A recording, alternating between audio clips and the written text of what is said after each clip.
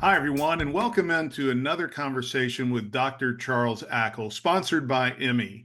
My name is Pat Bryant, and have you wondered about what's going on with mushrooms these days? You can't miss it. It's in the news, it's in the papers, it's everywhere. And mushrooms have some very interesting properties that we want to get under the hood today with Dr. Charles. If you've not met this esteemed gentleman here on the screen with me, Dr. Charles, welcome in this morning. Thank you very much, Pat. Good to see you again, and delighted to be chatting. Absolutely. Well, before we dive in, I want to tell you about Dr. Charles, but be sure, hit that subscription button below. That's going to tell you when we have new material here that you can come back to. Um, Charles, this is such a truncated introduction. It's so much longer that we could give, but your background is tremendous. You're the chief medical officer here at Emmy, and your background and training is really deep. You're a fellow of the Royal College of Surgeons in London. You also trained in medicine at Guy's Hospital in London, and you spent decades researching transplantation and also immunology. And you've been a surgeon for so many years, and you've taught so many surgeons across Europe. You really have a tremendous legacy that you're now extending into deeper places in immunology, and that's what we're going to really stretch into. In these sessions, we talk about things that are generally related to gut health, immune health, and brain health, because all of those things, if you've been watching, are connected. You cannot separate them one from another. So, Charles, we've got a really interesting topic today. You can't, as I said in the setup, you can't miss stories about mushrooms and people using mushrooms for a variety of things. Now, back in the 60s, mushrooms were known for being another hallucinogen. So they do have some interesting properties there, but what's becoming known now is tremendous health properties. And we'd love for you to unpack that for us this morning. Well, a great pleasure, Pat. I've always had an interest in mushrooms, fungi, whatever you want to call them. Not only eating them and not eating them, because although some are absolutely wonderful and delicious, there are a few that will do you no good. And I've certainly had experience because with the Guy's Hospital had the National Poisons Unit, and every now and then some poor person would eat, especially a kid. He's a nice And just bright. didn't realize. Yeah, and they take a mouthful and it's been in the news recently. There was a case in Australia where some lady accidentally poisoned people at a dinner party. So Oh, be warned, people. It's buy the ones at in the produce market. yeah, you Don't go get pick it. your own. No, no, you better get somebody who knows what they're doing.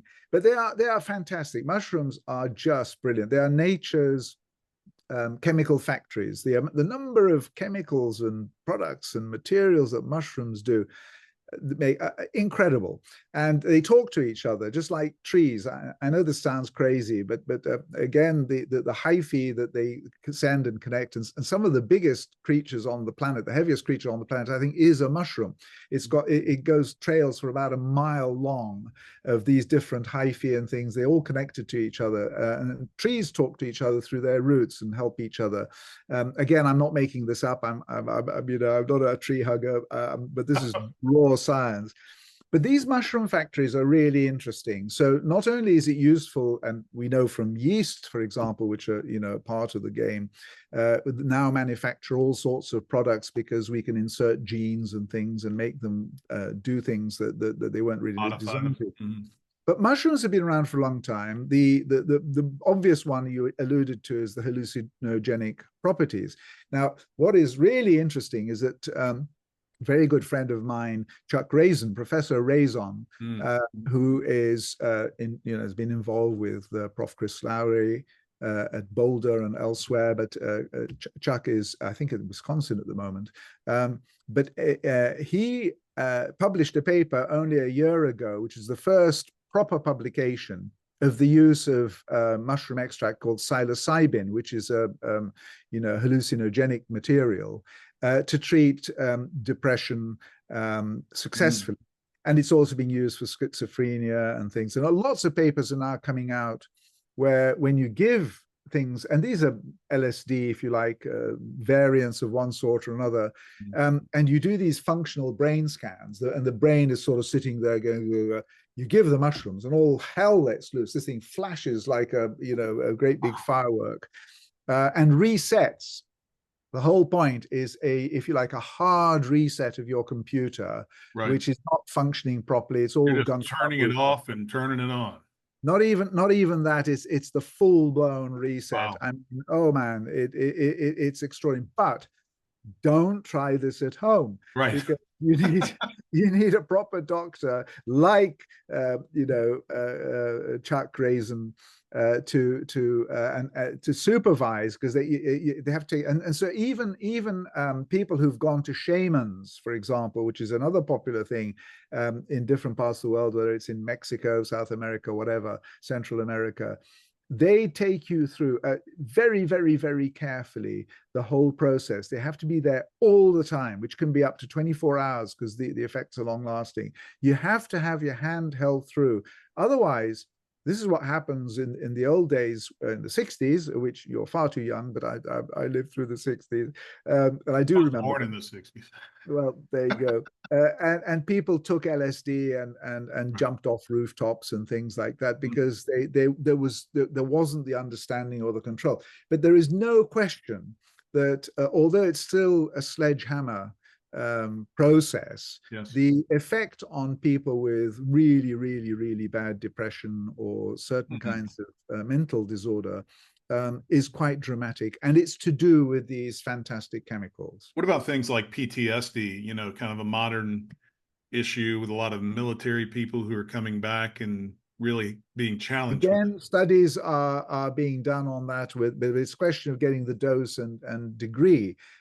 Generally, PTSD is treated with a different, a whole raft of techniques, and not very well. So certainly, it's an option that I know is being tried, and there's still, the jury is still out, if you like, as to how good that will be. But you would expect that a reset of the brain when it's under so much stress could fall in the right position. But it's not specific. The problem is this is a non-specific hard reset. It's not a polarized, focused assault. And so I think great care is needed.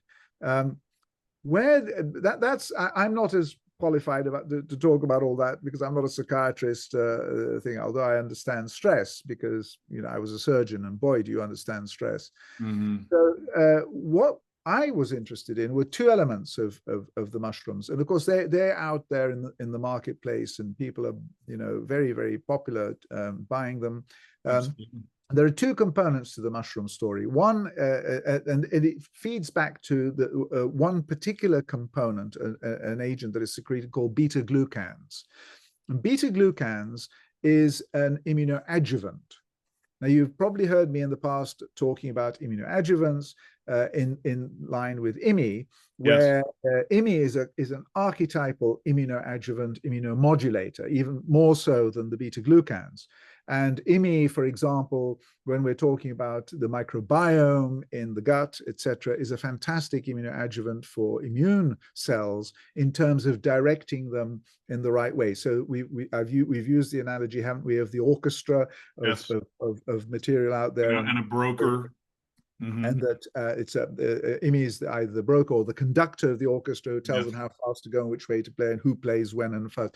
And that is a very potent thing. And beta-glucans have a similar effect to that. But the true adjuvant is more understood by people in terms of vaccination adjuvants. It's one of the reasons why there was so much trouble getting a COVID vaccine. We've had trouble getting a malaria vaccine. We've struggled to get vaccines for all sorts of things, because the simple idea is that you take an antigen from the virus or whatever it is, you inoculate it to the immune cells. They say, aha, I will now make antibodies, and then we'll go and attack it. Yep, that's fine, except that they won't do it unless there's a broker. You have to have the adjuvant. So even with something as simple as tetanus, you've heard of tetanus when you cut yourself and it gets infected with Clostridia, horrible disease. Luckily, we don't see it too much now. just about every kid has been vaccinated and should be vaccinated for Yes. tetanus toxoid. You take a bit of the tetanus poison, which is an antigen, and you inject it to raise antibodies so that if you get a proper attack, the body defends it. Well, if you shove Tet-Tox into a baby, 97% of the time, nothing happens. Mm. It's only when you use aluminium or aluminum, as you would Yes. say, alum you have to stick the antigen onto alum and inject it, and that acts as the adjuvant. The alum creates like a bell noise. It makes a signal Yes. that all the immune cells come and say, "Hey, hi guys, what's going on?" Right. And like calling a dog and saying, "Look, sniff this," and then they know how to attack it This next. shouldn't be here, right? Yeah, that's the adjuvant. Now, one of the cancer, fascinating though, is in cancer, which is my real area of expertise. And there were two studies that I found fascinating. One was in liver tumors, putting a probe into the liver tumor and damaging the tumor so that you release material from the tumor that is antigenic. It's kind of breaking it up. Cell death, correct. And it gets into the circulation. And you would hope that the immune system would then go and attack it. Of course, it doesn't, because by definition, the tumor wouldn't be there if the immune system was able to attack it. But if you give them turkey tail mushroom extract at the same time, a significant percentage of patients will then react against the tumor and it'll disappear. Amazing. Not will it disappear? Baby tumors elsewhere, some of them will also disappear. That's called the abscopal effect. And that's exactly what you want in metastatic cancer. So this is one of the things, if you like, that prompted us to study cancer and the effect of our mycolycibacteria on trying to get patients with cancer, and particularly when the cancer has spread, to induce a reaction, because it's only the immune system that's got the bandwidth and intelligence, if you like, to attack every single cell. So we've been using that. The other fascinating is in a childhood cancer called neuroblastoma. Neuroblastoma is a nerve tumor, if you like, and we tend to see it in children. Very nasty when it happens, and very sad. Childhood cancers truly upset me. Absolutely. But it's got a NF2, which is a signal on it. There's a marker on it, which is fairly consistent, unlike many other cancers. So you can raise an antibody to NF2, but you need an adjuvant. Yes. And so this group have used beta-glucans as the adjuvant.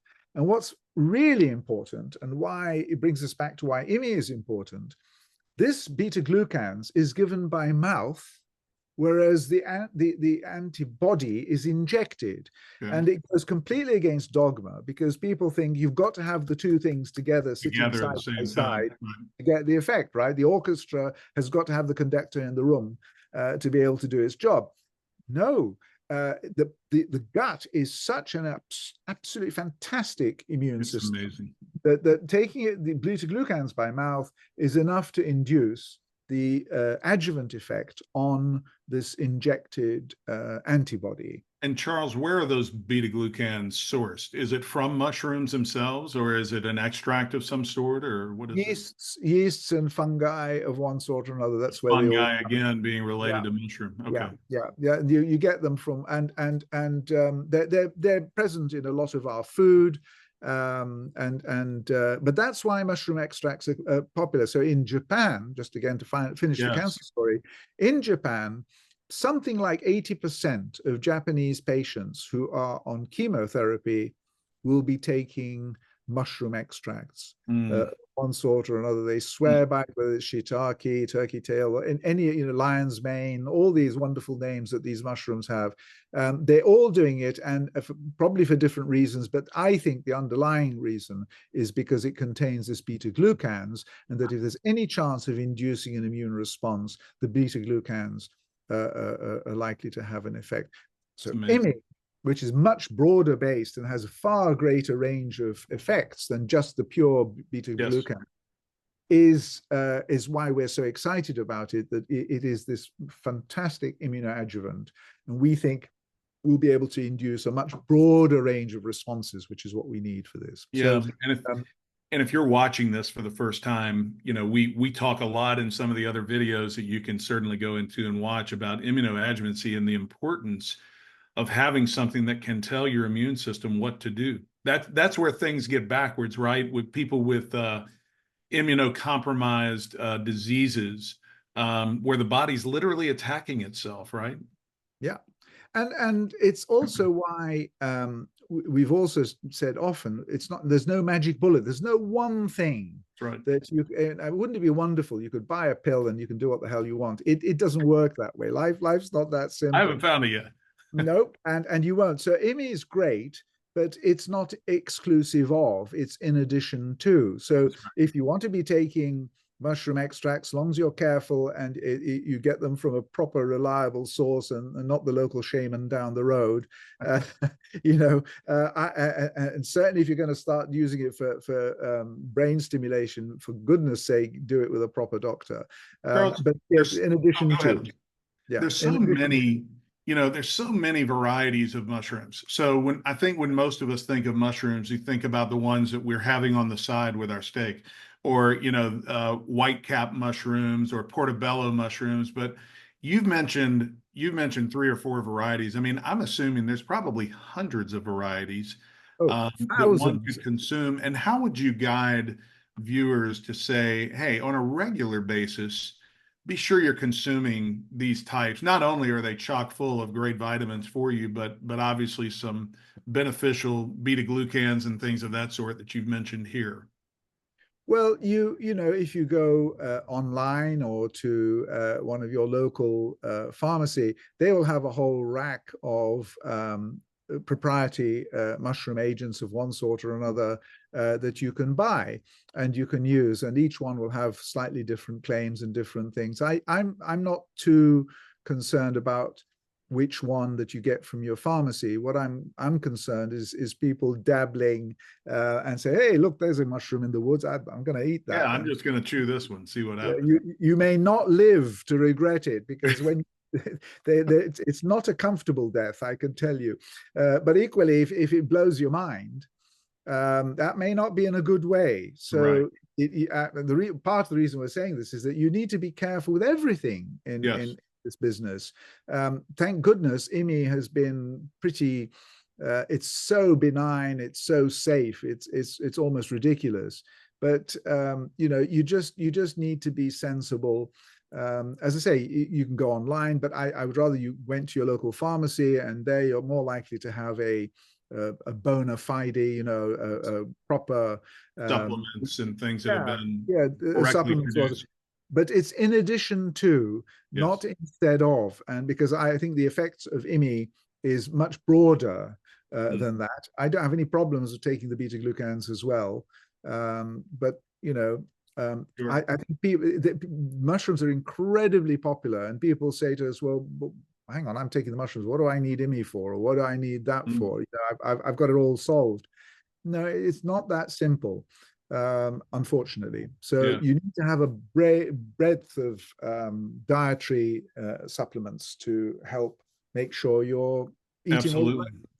I want to spend our last minute or so talking about Emmy, because you mentioned something earlier about mushroom therapy and those who have taken it for pretty severe psychological, psychiatric issues and disease states. And depression really would fit into that. Depression it's a condition, it's a disease state, as opposed to stress and anxiety, which I think people have asked a lot of questions as we answer consumer questions on our site. They've had a lot of questions to say, I understand, you know, that this is activating my immune system, it's working with my immune system, but I don't understand how it's helping with anxiety and stress. Can you just remind those who may be watching this the first time, what is that connection between immune health and the support that it gives to anxiety coping and stress resilience? Sure. Well, we picked this up right at the beginning when we were doing cancer trials in lung cancer patients, and we gave them the sister organism to IMI, which was pharmaceutically developed.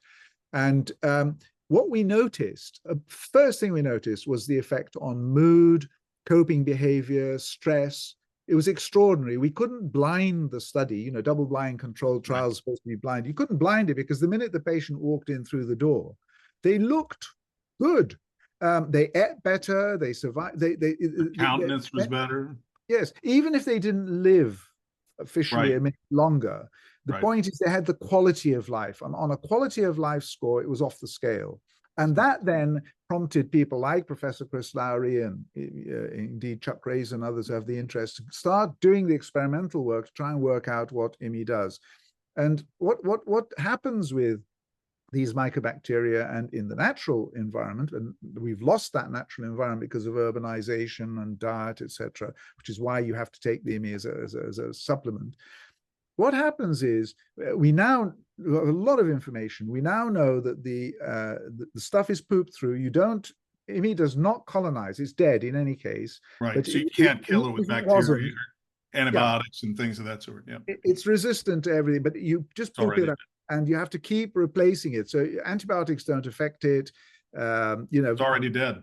They're very difficult to kill, even if it was alive, but it's already dead because it keeps things simple that way. Right. And what happens is there's an interaction, a chemical message occurs across the wall of the small bowel and the immune cells. Your gut is the biggest immune organ in your body by far. And all the information goes through. It goes through to local border guards, if you like, in the gut, which then feed the information to the brain. Two ways. One is through the blood, through hormonal signals, or cytokine signals. The second one is directly through the vagus nerve. You've probably heard of the vagus. Again, that's been in the news a lot. The vagus nerve, so think of it as Wi-Fi and think of it as LAN. So Wi-Fi are the blood cells and things that go around. The LAN is the direct cable that you plug into your computer, which is the cable that goes up to the brain. We know exactly which bit of the brain now stores the data. And then there's a signal comes back down the vagus to the gut to inform the immune cells down there. I mean, it's fantastic. Amazing. In that process, one of the side effects, if you like, that happens is you stimulate the secretion of serotonin. And serotonin is sometimes called the happy molecule because that's really what keeps you in good form. And you have to understand that stress, anxiety can lead to depression. You know, people who are stressed and anxious can also be depressed. The psilocybin and other mushroom things are for clinically severe depression, which has, by the way, a mortality, about 30–40% mortality. People commit suicide, they die of all sorts of problems. You know, it's really serious. But for Joe Ordinary, the anxiety and stress, you can deal with that. It'll deal with the depression secondarily, and we know all about where it happens in the brain. So how exciting is that? I mean, just one silly little thing. It's amazing. These effects. It's incredible. Charles, you gave me a great analogy when you and I were talking this early on. You said, you know, imagine that you're on a roller coaster and you're at the very top of the hill, and that feeling that you have in the pit of your stomach right before you take the hill, that's the direct connection between a harmless stress on your body and anxiety from, oh my gosh, here I go over the hill, and it goes directly to your stomach, to your gut. And that's a really clean analogy that says, boy, look at the connection between the two. It's amazing how we're built. But it's also, you know, an indicator that we're very fragile and we have to take care of this wonderful body that we've been gifted. And great conversation again, Charles. And if you've been watching this video and you've enjoyed it, we invite you again to subscribe. Be sure to hit the bell button below. We put these out not on a regular basis, but you'll be notified when they come out. And we invite you to go to the IMI website, which you'll find at IMI.co, IMM.co, not com, but IMI.co. And there you'll find more information about the science behind the product, what it can do, and if you have an interest in purchasing it, you can certainly do it there. So Charles, great again to be with you. Thank you so much for the conversation today, and I look forward to our next one.